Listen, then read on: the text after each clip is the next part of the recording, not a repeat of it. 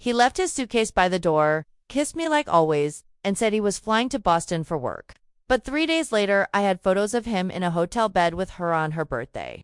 And while he thought I was still clueless, I was already planning the moment I'd take everything back, including his silence. I walked into Daniel's home office on a Tuesday morning, the gentle hum of the thermostat and the soft tingle of sunlight through the curtains greeting me like always. For 14 years, this quiet corner of our home felt safe, a place where we talked about weekend plans, celebrated little victories, and reminded each other, day after day, that we were in this together. But that morning, something felt off. The air was heavy, almost expectant, as if the house itself was holding its breath. I was folding laundry, a ritual I found soothing, when something slid under the pile of clothes. A sleek, black folder I'd never seen before. The kind of folder you'd expect at a law firm or a corporate office, not the kind you'd hide in your spouse's home. My fingers brushed over the embossed letters stamped on the cover. Claire Hastings, my name. The realization slammed into me like a train, an uninvited guest. Something meant for me, but not for me. My heart hammered. I paused, clothes limp in my grasp. I wanted to turn and run, to forget what I had just seen. But instead I reached out, my hand trembling. I opened it. Inside, crisp, pages lay neatly clipped together documents labeled Petition for Divorce. My breath caught. Divorce. The word echoed in my head, a crack in the foundation of everything I believed in. I spread the papers on his desk, my desk, the one where we sat side by side over bills, board games, and late-night conversations. Suddenly, every memory felt tainted. And then I saw the sticky note. His handwriting, deliberate.com, almost casual. Send to attorney by Friday. She can't know yet. The pronouns were clinical, as if I wasn't his wife. I wasn't the woman who waited up for him, made his coffee in the morning, or held his hand when his father passed away. I wish someone to be minimized and discarded with minimal ceremony. The reality hit me like ice. Daniel had spent months planning this. He crafted his exit strategy quietly, methodically drafting documents, seeking legal advice, lining everything up before I even suspected a thing. While I believed we were growing old together, he had been building a cold, emotionless exit plan. And worst of all, he wanted to keep me in the dark until everything was ready. I closed the folder, folded his papers, and set them exactly where I found them. My eyes blurred, but I held myself together. I needed space to breathe, to think. I left the room and felt the hallway absorb my shock. Walking through my home, room by room, I realized the silence I'd been living in was gone. Everything shifted that morning. As I made coffee in the kitchen, my hand trembled, the steam curling between us like a specter.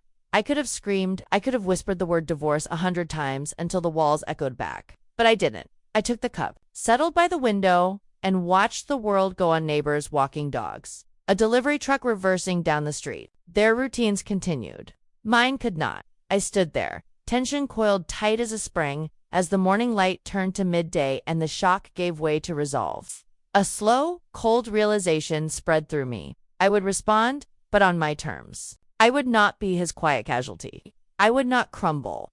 I looked into the empty yard and felt something ignite deep inside me, a quiet fire fueled by betrayal and defiance. This was my life, my house, my marriage, our shared history. And he wanted to discard it all. Not today. Not like this. From that moment, I knew one thing clearly. I was done reacting. From now on, I would act. If you want to see how I turned that betrayal into my strength, stay with me until the end of this video. And if you're new here, I'd be honored if you'd subscribe. Your support helps me create more stories like this, real, raw, and powerful. Now, I want to hear from you. Let me know in the comments, what would you do if you found your own name on divorce papers you didn't sign? A. Immediately confront him and demand answers. B. Wait, gather evidence, and plan your response quietly. Comment with A. Or B. I'm curious what choice you'd make. I didn't sleep that night. I lay beside Daniel, the man who used to be my entire world, listening to the rhythm of his breathing as if it belonged to a stranger. My body was still, but my mind raced like a storm across an open field. Every word on those papers, every line of that sticky note repeated themselves in my head like a cruel lullaby. I kept asking myself, how long had he been planning this? How many dinners had he smiled through, knowing he had one foot out the door? And more than anything, how had I not seen it? But as the hours passed, a strange calm settled over me. I realized that the answers didn't matter. Not yet. What mattered was what I did next. Because there are moments in life when pain gives way to clarity, and I was beginning to see everything in razor-sharp focus. By the time the sky turned gray and the birds began their morning chorus, I had made a decision. I would not confront him, I would not scream. Not yet. That would give him control. Instead, I would gather my own power in silence. Daniel left early, claiming a breakfast meeting downtown. I kissed him goodbye like I always did, and as the door clicked shut, I stood in the hallway, surrounded by the life we built together, and I felt the air shift. For the first time, I was alone in this war, but I wasn't afraid. I was awake. I started where most secrets live, his laptop. It was in his office, neatly placed on his desk like always. I took a deep breath, sat down, and opened it. The screen blinked, asking for a password. My hands hesitated for a moment, then typed in our wedding date. That date, once sacred now, felt like a code to the truth. The screen unlocked. His desktop was sterile, too clean, no clutter, no files left open. But I knew better. Everyone hides things in plain sight. I clicked through folders, email archives, and cloud storage, scanning every document. I felt like I was tearing through the seams of our marriage, stitch by stitch. And then I found it. A string of emails under a contact labeled SB. That messages were not just friendly, they were intimate, layered with unspoken history. Mentions of weekend trips. Conversations about when it would finally be over. And then a name. Sabrina. My throat tightened. So she had a name. A life? A voice that he probably knew better than mine by now. I kept going, my fingers ice cold on the keys. Bank statements, file transfers, expense spreadsheets that didn't match what he'd told me. Flights to San Diego, but no mention of work meetings in his calendar. Photos off focus, sunset dinners. Matching bathrobes at a beachfront resort. He hadn't just fallen for someone else. He'd built a parallel life. That night, I sat by our bedroom window, the laptop still open, bathing the room in a quiet, blue glow. I stared at my reflection in the glass and barely recognized myself. Not because I looked different, but because for the first time in years, I wasn't trying to fix things. I wasn't trying to save a marriage that had already been signed. Away in secret. The next morning, I called Danielle, my college roommate turned attorney. She was one of those people who never sugarcoated the truth. And I needed that now more than ever. When I told her what I'd found, there was a pause on the other end of the line. Then her voice came, steady and deliberate. Claire, you have something rare. Time, use it. We'll build a wall around you so strong, he won't know what hit him. She began outlining next steps. Document everything. Take screenshots, save files, print emails, and most importantly, don't let him know, that's where the power lies. I spent the rest of the day doing just that, scanning documents, organizing folders, and printing out anything with even a hint of value. I bought a small external drive and backed up everything. I didn't feel like a wife anymore. I felt like a private investigator inside my own home. But information is only one piece of the puzzle. I needed someone who could follow the money. That's when Danielle introduced me to Ethan N., independent forensic accountant with a reputation for finding the things people thought they'd hidden well.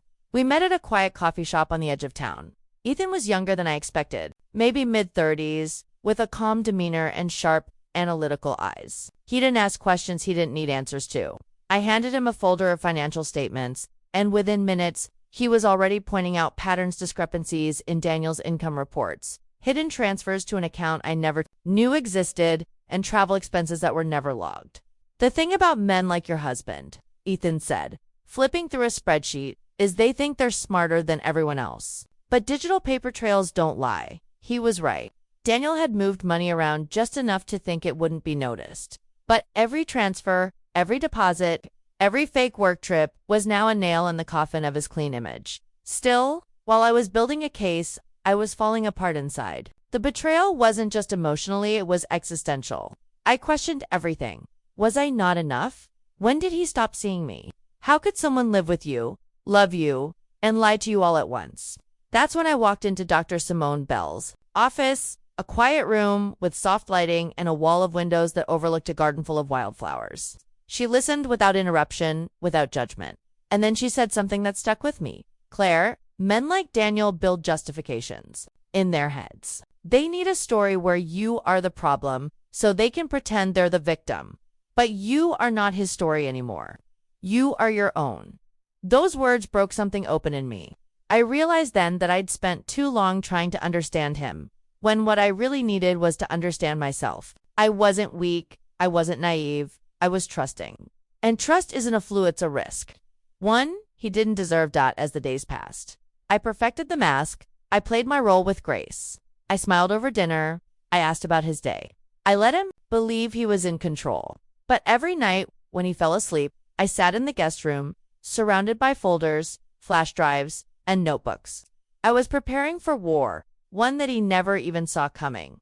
And somehow, I began to feel powerful. Not because I had control over him, but because I was finally reclaiming myself, my voice, my mind, my future. By the end of that week, I had more than enough evidence to build my own case. I wasn't just a woman betrayed, I was a woman reborn, in silence. And the silence was mine to break when the time was right. Pretending to be the woman he thought I still was became a performance so flawless even I began to question what was real. Each day, I woke up beside Daniel, poured him coffee, and listened as he told me about late meetings and client dinners, knowing full well where he truly was. The intimacy we once shared had rotted from the inside out, but I kept it all intact on the outside, because that was the only way the truth would come to light. On my terms, not his. There's something strange about living with a man you're secretly investigating. I became hyper-aware of every movement, every glance, every word that slipped. From his mouth, his "I love us" sounded rehearsed. His laughter felt hollow, and his eyes, once soft and full of shared history, now scanned me like he was making sure I hadn't seen through his carefully spun web. If he had looked a second longer, maybe he would have seen it. The part of me that had already let him go. I needed to get closer to his lies without alerting him. So I leaned into the role of the trusting wife. I suggested romantic dinners, drew long baths, even asked if we could plan a weekend trip, something to reconnect. Daniel smiled. Each time, the kind of smile that doesn't quite reach the eyes, and always said something like, "Soon, Claire. After this quarter ends," his excuses stacked like bricks, each one building a wall between us. The more he lied, the more calculated I became. Every conversation was a trap dressed in silk. Every look, a mirror, reflecting what he wanted to see. The quiet power in that of making someone believe you're still blind while you see everything was intoxicating. But it wasn't revenge that fueled me. It was survival. I needed to make sure I had every detail, every timeline, every moment pinned to the wall before I made my move. That's when I bought the recorder. A tiny, sleek device, no bigger than a key fob. I'd done my research. It was and had a battery life long enough to last through Daniel's daily drives. One afternoon, while he was upstairs changing out of his work clothes, I slipped it beneath the driver's seat in his car, nestled near the back where no one would think to look. My hands were steady, my breath silent. It was the most dangerous thing I'd ever done, and I didn't hesitate. Each time he left the house after that, I listened closely. I watched his posture, his tone. Did he seem distracted? Did he drive off too quickly? Every clue mattered. And a few days later, I had what I needed. That evening, Daniel was in the shower, the sound of running water masking my every move. I went down to the garage, retrieved the recorder, and returned to the office. I plugged in my earbuds, my fingers cold against the plastic. I pressed play. For a moment, there was nothing but ambient sound, the hum of the engine, the low buzz of a podcast he pretended to listen to. Then came the voice. His voice, unfiltered, unguarded. "I'm counting down the days to Sabrina. I promise you, once this is over, we'll finally be free." Free.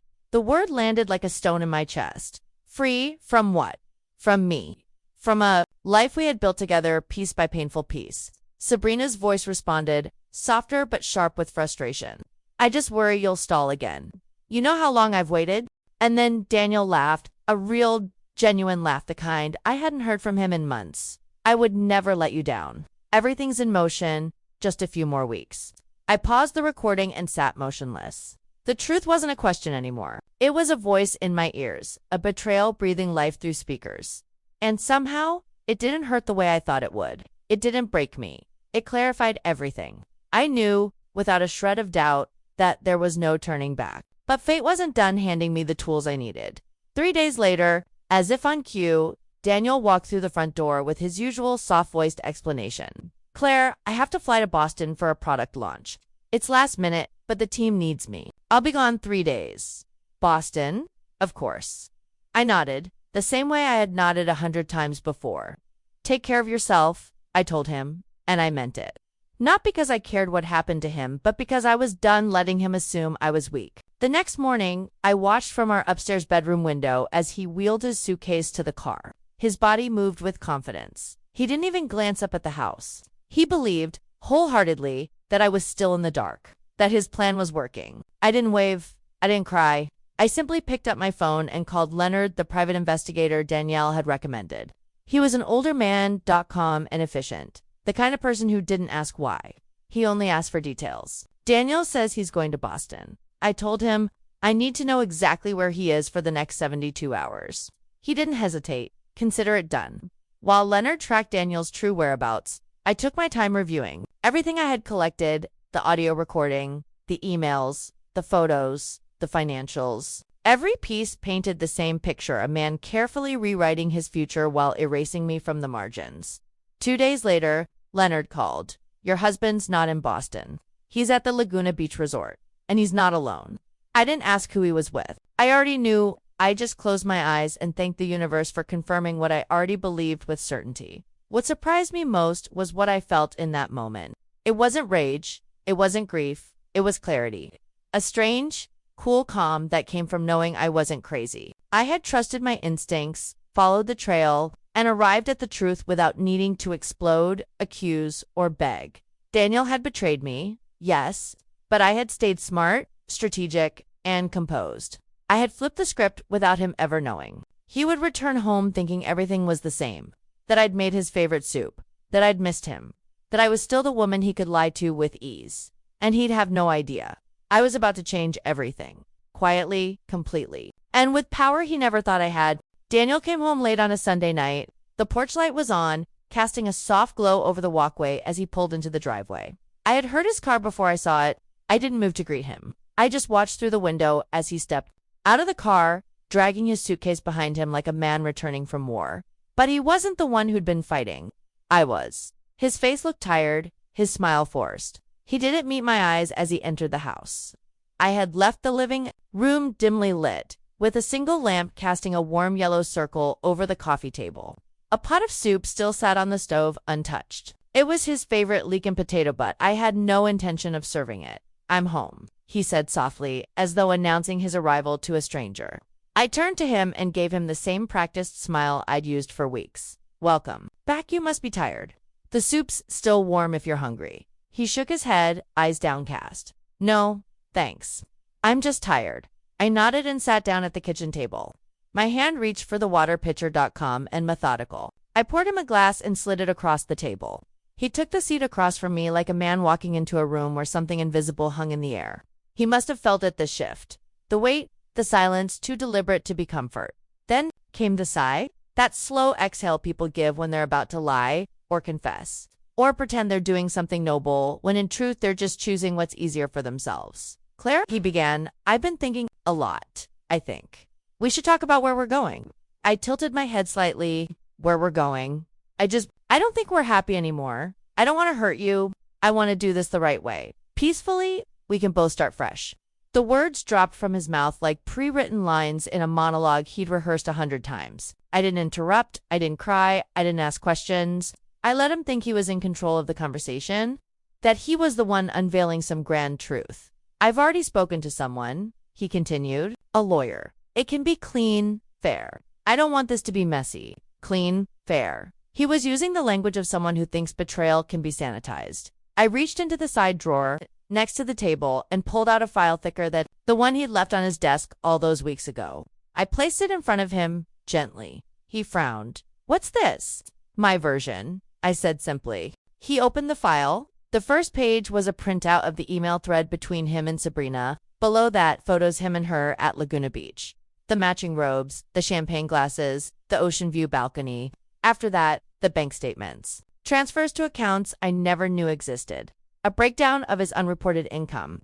And at the very bottom, the divorce agreement I had drafted with Danielle, complete with terms. I keep the house. I receive half the assets, full control of our joint business, and access to the hidden accounts. His face drained of color. His hands trembled as he turned each page. You've been spying on me? I leaned back in my chair. No, Daniel, I've been protecting myself. He blinked rapidly, grasping for composure. This isn't what it looks like. I was going to tell you, I didn't want to hurt you. I slid my phone across the table. On the screen were 3 drafted emails. One to his boss, one to the IRS, one to his parents. You don't need to explain anything, I said. You just need to choose. Sign these terms and walk away quietly. Or don't hand within 24 hours. All 3 of these messages get sent. He stood up so suddenly the chair behind him tipped and hit the floor with a loud thud. You can't do this, he shouted, panic breaking through his voice. You'll ruin me. I stood slowly, folding my arms. No, Daniel, you ruined yourself. I'm just giving you the option to walk away with what dignity you still have. His face was a war of desperation and disbelief. Please, he said, stepping closer, voice cracking. Just give me more time. We can talk through this. I didn't mean for it to happen like this. My voice was steady, stronger than I'd ever heard it. You meant for it to happen without consequences. That's what this was. You thought I'd be too broken to fight back. But I'm not broken. I'm done. He stared at me, unsure of what to say, and for the first time, truly afraid of what I was capable of. I picked up the file, placed a pen on top of it, and walked away. The rest of the night, he sat in his office in silence. I didn't check on him. I didn't say another word. I poured myself a glass of wine, sat in the living room, and watched. The shadows dance on the wall like old ghosts finally moving on. The next morning, I found the file on the kitchen table. Every page signed. He didn't look at me when I walked in. Just pushed the file toward me and said quietly, I don't want to fight. I just want this to end. I nodded. No triumph. No satisfaction. Just a sense of balance being restored. Later, that day, I handed everything over to Danielle. She smiled not with joy, but with respect. The kind of smile people give you when they've seen you rise from the wreckage. You played it well, she said. I nodded. I didn't just want to survive this, I wanted to finish it on my terms. And I had. In the weeks that followed Daniel's departure, the silence inside the house was unlike anything I'd ever known. It wasn't haunting, and it wasn't empty. It was cleansing. A kind of stillness that felt earned, like the exhale after years of holding my breath. The legal proceedings moved quickly. Danielle handled everything with precision and grace. She guided me through each form, every required signature, ensuring that every detail of the agreement Daniel had signed was airtight. There were no fights, no disputes. He didn't dare, after seeing what I was capable of. He left quietly, almost sheepishly, like a man who had finally realized he'd underestimated the wrong woman. 3 months later, the divorce was finalized. I was awarded full ownership of our home and our small business and online design studio we had co-founded, but which, in truth, I had built with my own hands. He'd treated it as a side hustle, something beneath his ambitions. Now, it was mine completely. I spent the first morning of my legal freedom walking barefoot through the house, my coffee warm in my hands, touching the walls as if reintroducing myself to the place. Every corner felt different, not because he was gone, but because I was. The version of me that once lived here, the version that clung to hope while being quietly erased, no longer existed.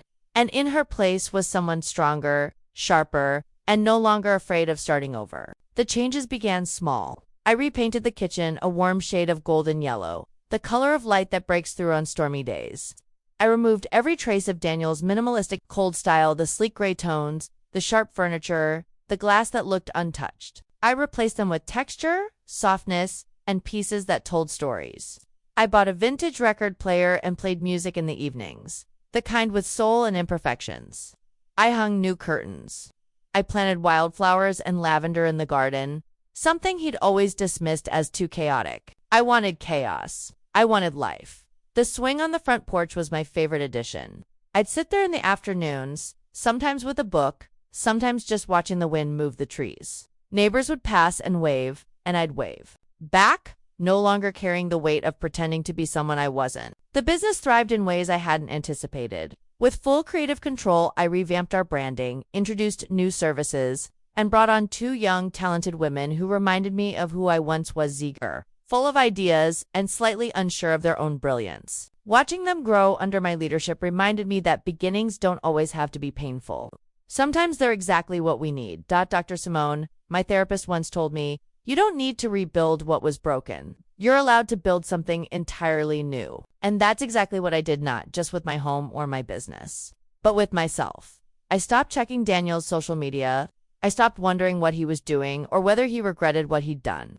The truth was, it didn't matter. My life no longer revolved around him, not in memory, not in reaction, and certainly not in longing. But fate has a curious sense of timing. One early spring afternoon, as I was organizing some potted plants on the porch, the doorbell rang. I opened it to find him standing there, hair slightly disheveled, eyes heavy.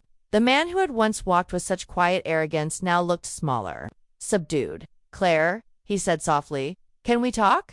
I hesitated for a moment, then I stepped aside, motioning to the porch swing. He sat down slowly, glancing around as though taking in the changes. His eyes lingered on the newly painted shutters, the flower pots, the wind chime that danced in the soft breeze. "This place," he said, voice almost reverent, "it looks so different." I nodded. "It reflects my life now." He looked at me for a long moment. There was sorrow in his eyes. Real sorrow.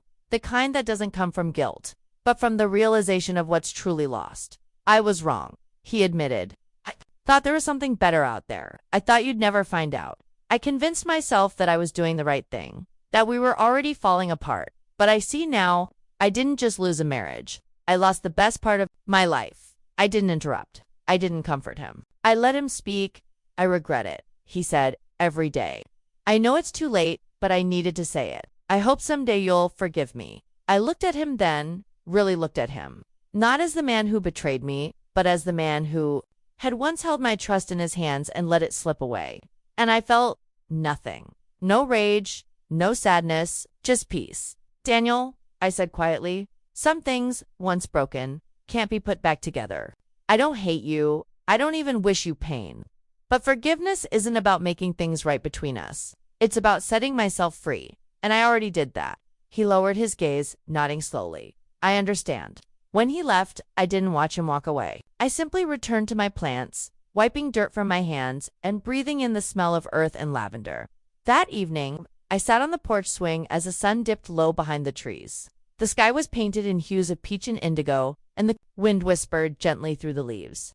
I wrapped a blanket around my shoulders and closed my eyes. I wasn't just a woman who survived betrayal. I was a woman who reclaimed her voice, who rebuilt a life not from the pieces of a broken past, but from the strength she found in letting go. And in that quiet, golden hour, I felt it fully, the beauty of freedom, the power of self-worth, and the truth that sometimes the deepest heartbreak leads us to the most honest version of ourselves.